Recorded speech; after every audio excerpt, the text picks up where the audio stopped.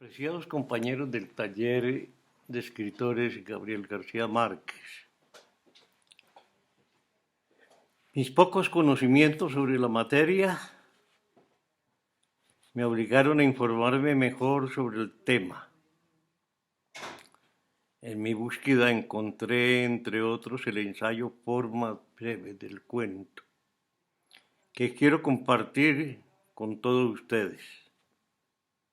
Ricardo Piglia inicia este estudio citando una anécdota registrada en uno de los cuadernos de Chekhov. Un hombre en Montecarlo va al casino, gana $1.000.000, regresa a su casa y se suicida. El escritor argentino nos advierte que la forma clásica del cuento está condensada en el núcleo de ese relato futuro y no escrito. Y agrega, contra lo previsible y convencional, jugar, perder, suicidarse. La intriga se plantea como una paradoja. La anécdota tiende a desvincular la historia del juego y la del suicidio. Decisión clave para definir el carácter de la forma doble del cuento. Aquí nos presenta una primera tesis. Un cuento siempre cuenta dos historias.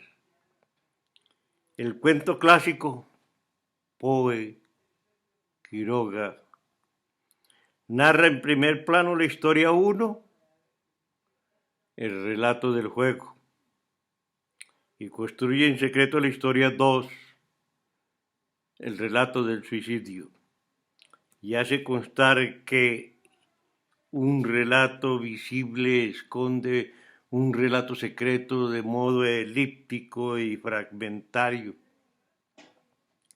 El efecto sorpresa se produce cuando al final de la historia secreta aparece en la superficie. Y añade, el arte del cuentista consiste en cifrar la historia 2 en los intersticios de la historia 1 y complementa. Cada una de las dos historias se cuenta de modo diferente.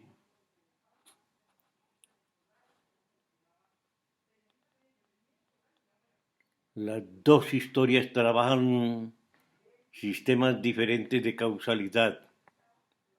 Simultáneamente, dos lógicas narrativas antagónicas.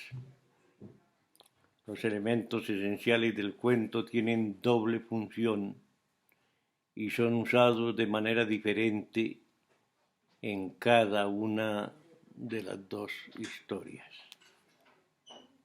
Luego, el cuento clásico es un relato visible que esconde un relato secreto de modo elíptico y fragmentario para dejarnos pendientes del factor sorpresa cuando al final decidimos hacer aparecer algo que mantenemos oculto. Y es aquí donde nos hace la entrega de una segunda tesis.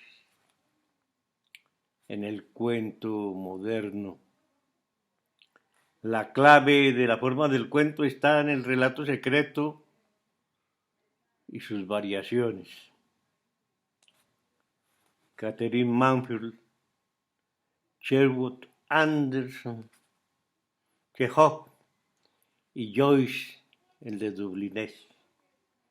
Abandona el final sorpresivo y la estructura cerrada. Trabajan la tensión entre las dos historias sin resolverlas nunca. La historia secreta se cuenta de un modo cada vez más elusivo. el cuento clásico de Poe, contaba una historia contando que había otra. El cuento moderno cuenta dos historias como si fueran una sola.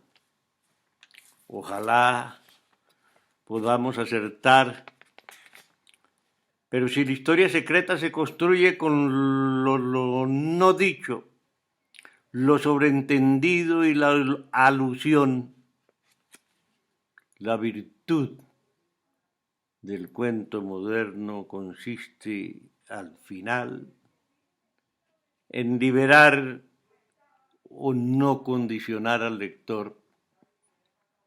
En este caso, la audacia del cuentista moderno consiste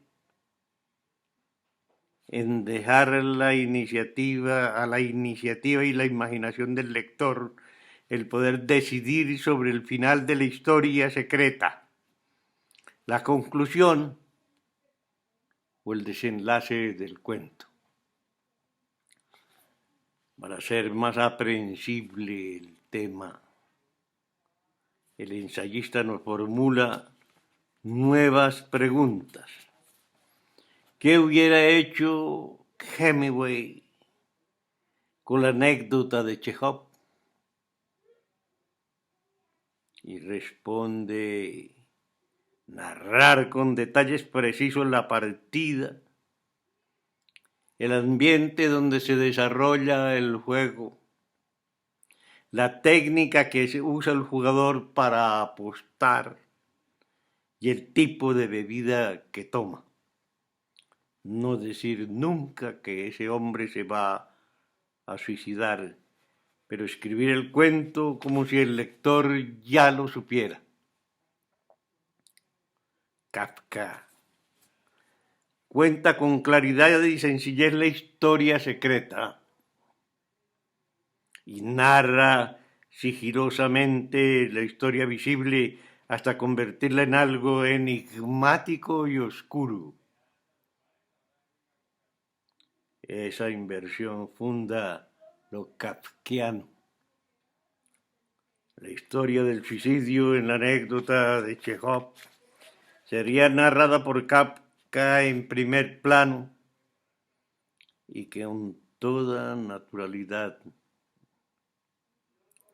lo terrible estaría centrado en la partida narrada de un modo elíptico y amenazador.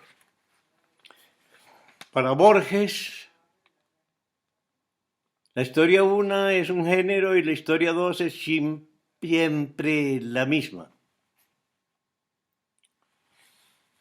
Para atenuar o disimular la presunta monotonía de esa historia secreta, Borges recurre a las variantes narrativas. Todos los cuentos de Borges están construidos con ese mismo procedimiento. La historia visible, el juego en la anécdota de Chekhov, sería contado por Borges según los estereotipos de la tradición de un género. El relato del suicidio sería una historia construida con una duplicidad y condensación de la vida de un hombre en una escena o acto único que define su destino. La variante fundamental que introdujo Borges en la historia del cuento consiste en hacer de la construcción cifrada de la historia 2 el tema del relato. Borges narra las maniobras de alguien que construye perversamente una trama secreta con los materiales de una historia visible. Estas tesis son en realidad un pequeño catálogo de ficciones sobre el final del cuento. La conclusión y el cierre, desde el principio inspirados en Borges y su particular manera de cerrar las historias siempre con ambigüedad, pero a la vez con un eficaz efecto de clausura y de inevitable sorpresa. Lo visto hasta ahora está ceñido a lo escrito por Ricardo Piglia y la interpretación hecha a su ensayo sobre el cuento. Como sus apreciaciones y argumentos plantean interrogantes que nos obligan a cotejar sus tesis con el acontecer literario del momento, sometemos a su consideración algunos comentarios sobre la materia expuesta. La interpretación y la escritura del cuento tiende a confundirlo con otros géneros literarios igualmente individualizados y caracterizados, que poseen afinidades, elementos comunes o compartidos que pueden confundir o suplantar al cuento, hacer de él un híbrido o un remedo en publicaciones o concursos en los cuales se distorsiona y se le resta autenticidad, incomoda a los clásicos y a los especialistas modernos. La extrema susceptibilidad despertada por este hecho permitió que Gabo, escritor y poeta, cuando Clavo, escritor y poeta, publicó su novela La crónica de la muerte anunciada, algunos periodistas y críticos literarios la calificaron de un cuento largo. Si bien Horacio Quiroga en su Decálogo del cuento lo define como una novela desprovista de ripio, sus aproximaciones o afinidades no son suficientes para descalificarla de los diccionarios Larousse, Lexi 22 y Drae, para citar solo una fuente. Pueden deducirse diferencias estructurales, móviles y motivaciones suficientes para evitar equivocaciones o confusiones de género que puedan inducirnos a un error de apreciación. Si la novela es una obra de ficción en prosa y de considerable extensión cuyo interés estriba en la descripción de aventuras, el estudio de costumbres y caracteres y en análisis de sentimientos y pasiones, encontramos que no existe lugar a equívocos o descalificaciones. Otro hecho frecuente se presenta con lo que se ha definido como el conocimiento generalmente detallado de un hecho determinado, porque el relato o la narración utilizados para describir algo, la mayoría de las veces en orden cronológico, no puede presentarse como el cuento. Primero, porque los dos poseen sus propias estructuras y campo de acción. Segundo, si el relato se usa como recurso o parte integral de otros géneros literarios, El cuento no es un relato, sino dos. Uno visible que encierra o esconde el relato secreto considerado la clave del cuento, y el otro, desde luego, el relato secreto. Y para referirnos a más tipos de especulaciones, me permito aludir brevemente a una anécdota. La esposa de un señor oficial en uso de buen retiro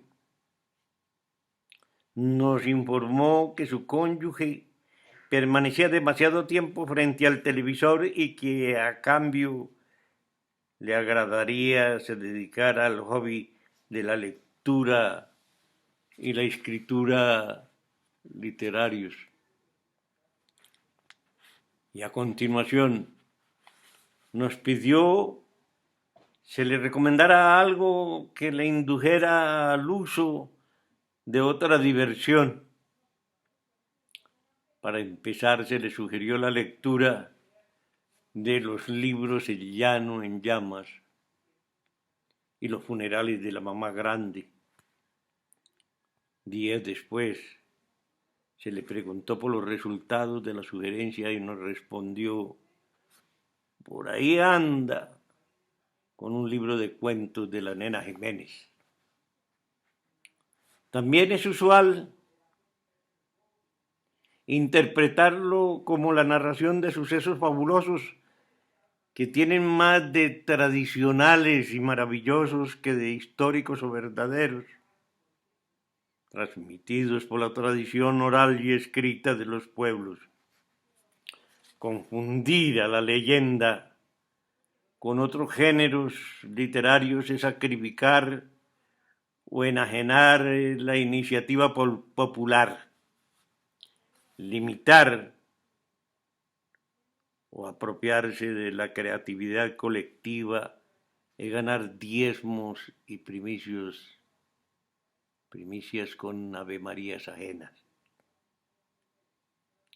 Y para reducir esta inquietud a solo 4 casos, no debemos confundir el cuento literario con la narración breve, en prosa o en verso, escrita con acción alegórica y en la cual se imparte una enseñanza mediante comparaciones y símiles y la personificación de seres irracionales, inanimados o abstractos. Además, es de público conocimiento que la fábula posee 2 instancias que deben agotarse: el relato propiamente dicho, del cual se deduce la llamada moraleja, enseñanza moral o didáctica, que de ella se deduce para ser consecuentes con lo expresado por Oliverio Girondo, cuando nos dice que no solamente hay que cacarear, sino poner el huevo. Y corriendo los riesgos que su cumplimiento implica, demos lectura al cuento Un diálogo con el Taita. Don Teófilo era el hombre de mayor estatura física en la región comunera. Su bastón con empuñadura de oro no lo utilizaba para apoyarse, sino para castigar la tierra, decían. Y su vitalidad no correspondía a los años que poseía. Su actitud erguida y desenvuelta era la de un joven, consecuencia de sus innumerables travesías por todo el país, arreando recuas de 15 o más semovientes. El padre de 20 hijos, producto de 2 matrimonios, tenía un temperamento recio, una voluntad inquebrantable y desafortunadamente un carácter tan fuerte e impositivos con sus descendientes que limitaban el diálogo desprevenido y las caricias paternales, defectos que facilitaban el cumplimiento estricto de sus órdenes. Por el sin saberse el porqué, seleccionó a su hijo de 8 años para que le acompañara a su visita a don Vicente Niño en la hacienda de San Pacho. Temprano ordenó seleccionar los atalajes y traer del potrero la yegua la esclava para él y el caballo farolito para el muchacho. Equipados para el viaje, iniciaron el recorrido del Macanillo, La Legua, Rancho de Paja, Aguabuena y Mirolindo.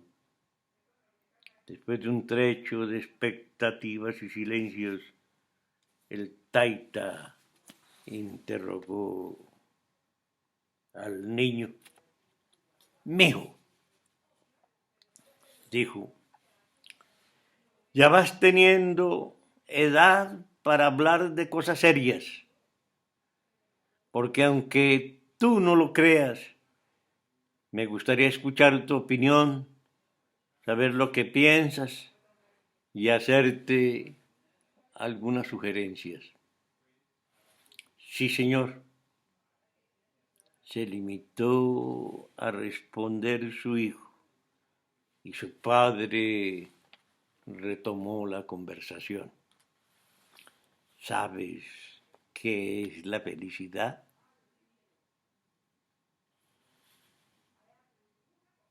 Y sin tiempo para la respuesta, argumentó, no tienes por qué darme una definición, con una opinión tuya tengo y me basta. Y ante el desconcierto del menor continuó, te hago esta pregunta porque todos los hombres somos peregrinos de la felicidad. Unos la buscamos en el dinero, porque creemos que las comodidades y todo lo demás se compran con la plata. Otros creen encontrarlo en el sexo y el amor. Entonces conquistan mujeres hermosas, se dedican a seducirlas y dejan en cada puerto un amor. Pero no todas muerden el anzuelo porque ya tienen dueño o porque son casquivanas y se enamoran de más de uno al mismo tiempo. También hay los adictos al poder, que se hacen nombrar alcaldes, representantes a la Asamblea, a la Cámara o el Senado, y los más ambiciosos buscan la presidencia de la República para mandar y dominar y, ¿por qué no decirlo?, figurar y influir en el futuro de los pueblos. Pero, como dijo un señor que sabía de letra menuda, el poder pervierte y el poder absoluto pervierte absolutamente. Por eso se vuelven dictadores y tiranos. Y más aún, dijo, otros aspiran a conseguir la felicidad en la oración, el servicio a las almas y el rescate de las ovejas extraviadas, para de esta manera hallar el camino del cielo y el encuentro con Dios. Pero pocos consiguen la santidad, porque el maligno asedia más a los pastores y a los sacerdotes que a los otros creyentes. Y continuó, hablando sobre lo mismo, citando frases de gente importante y esgrimiendo argumentos que sustentaban sus apreciaciones. Con esta nueva actitud, estaba mostrando un rostro amable y desconocido, diferente de la persona que con frecuencia decía: órdenes son órdenes y no buenas razones, para hacerse obedecer, imponer su modo de pensar a sus hijos y al resto de trabajadores de la finca.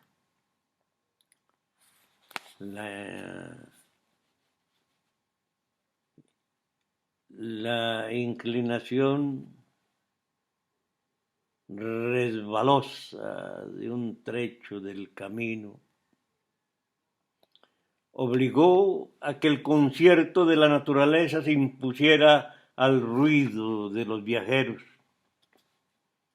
Superada la hondonada de la quebrada La Cristalina, extendidos a lo largo y ancho del paisaje, aparecieron los potreros de la sabana de San Francisco, con la piel perforada por la hormiga arriera, sus linderos demarcados por vigorosas matas de fique en cuyas pencas cicatrizaban los mensajes de amor de los pretendientes de las muchachas casamenteras.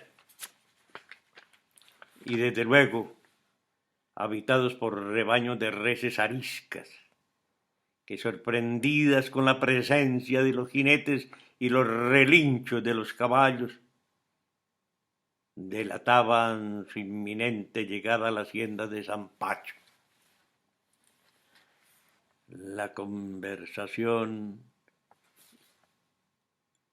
interesante, pero interminable, de casi todo el recorrido se había suspendido, momento en el cual una jauría agresiva que no les permitía descender de las cabalgaduras bajaron la cola y suspendieron su algarabía, porque ¡chité! No jodan más. Del dueño de la hacienda los intimidó y obligó a refugiarse en lugares discretos de la finca. Superado el inconveniente, con la amabilidad que les caracterizaba a don Vicente y su esposa, los invitaron a seguir a un lugar acogedor, bendecido con ese ambiente oloroso a trapiche en actividad, hasta un salón amplio, donde alteraban los taburetes con las sillas de cuero de res y las enjalmas. De las paredes pendían las monturas, las bridas, los rejos y los urriagos que contrastaban con una mesa de centro ocupada por un florero grande, al que ya no le cabía una flor más. Posesionados del lugar, la charla de los viejos se centró en la evocación de experiencias de grata recordación, la importación de toros Cebu Brahman de don Enrique Gaspullana y el intercambio de productos, como los bultos de panela por arrobas de carne para el consumo de los trabajadores de la molienda. Y para romper el mutismo del menor, don Vicente se dirigió al muchacho. Mijo, no hemos escuchado su voz, porque ha estado distraído echándole el ojo a mi hija Leonor. Entonces don Teófilo intervino para rescatarlo.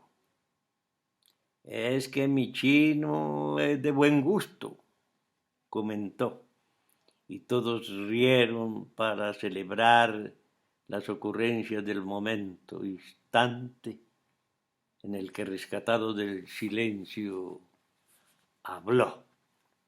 Lo que yo estaba mirando era el sombrero de jipa de don Vicente, musitó el menor.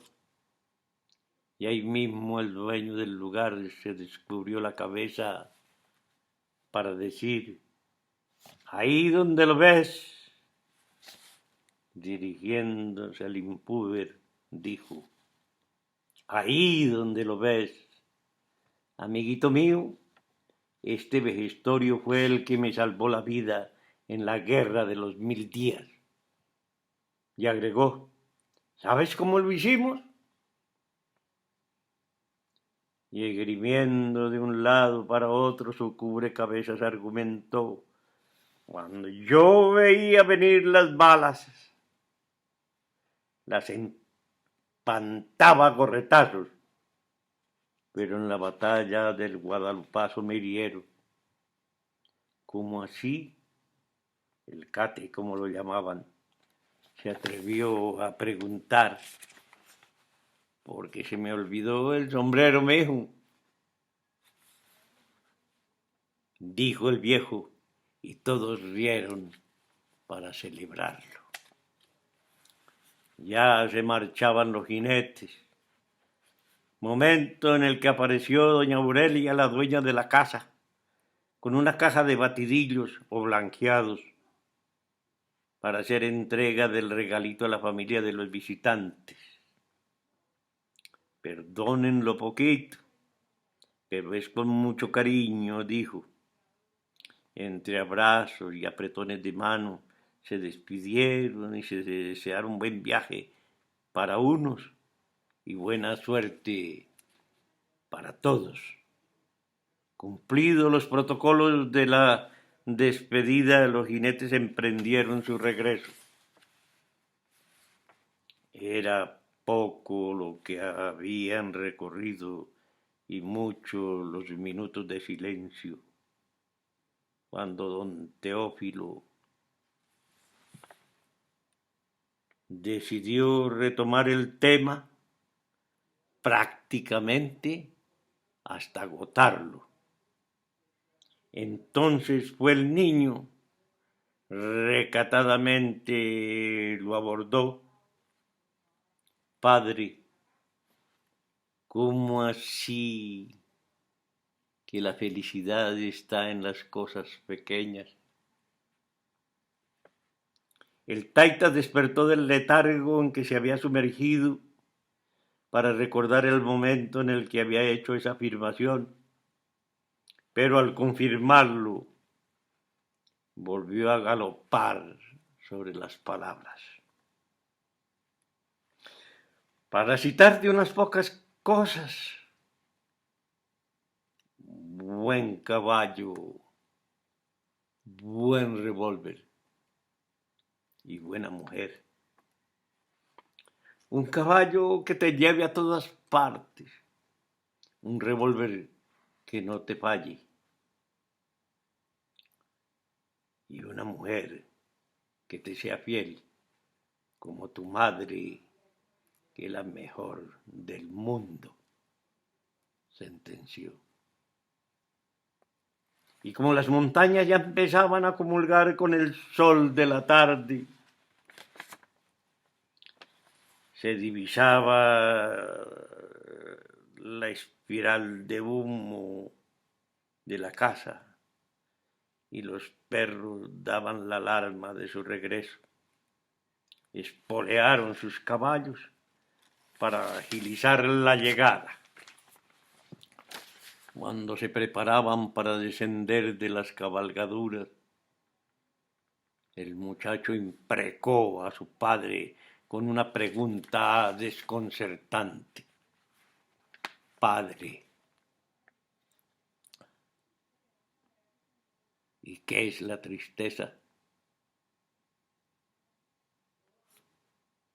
Y como si estuviera frente a un pelotón de fusilamiento, evasivo y vacilante respondió: mijo, la tristeza algún día lo sabrás.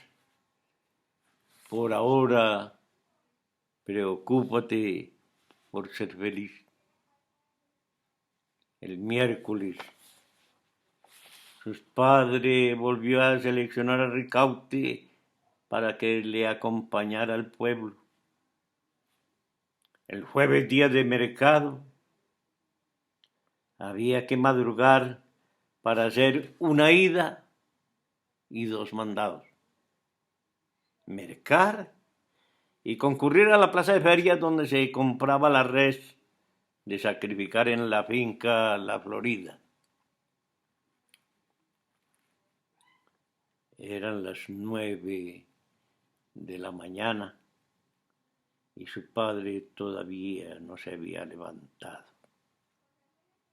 Catico, como familiarmente lo llamaban, llegó hasta la puerta del dormitorio de su papá. Como no respondía a la llamada de su hijo, arbitrariamente penetró al lugar y se plantó junto a su cama, pero indefenso, su cuerpo anquilosado, su mirada vacía y su boca abierta y burbujeante de espuma demostraba que estaba agonizando. Entonces se le vino a la mente aquella frase inolvidable de su taita: la tristeza algún día lo sabrás. Y entonces lloró porque estaba triste. Este pequeño trabajo me impone la obligación de sacar algunas conclusiones. El cuento literario es algo interesante, pero difícil y exigente para quienes pretendemos escribirlo. Requieren de mucho estudio, imaginación, dedicación y conocimientos. Se ha dicho que hay libros para leer, otros para releer y los mejores para aprender. Los que aspiramos a escribir cuento debemos aprender de todos. Conviene diferenciar el cuento de los demás géneros literarios. La forma, el fondo y los móviles o motivaciones son diferentes. Si queremos ser originales, evitemos las imitaciones, remiendos, revolturas o deformaciones. No permitamos que Caperucita se coma al lobo. La Cenicienta venda los zapatos de cristal, o Alibaba y los 40 ladrones oficien misa.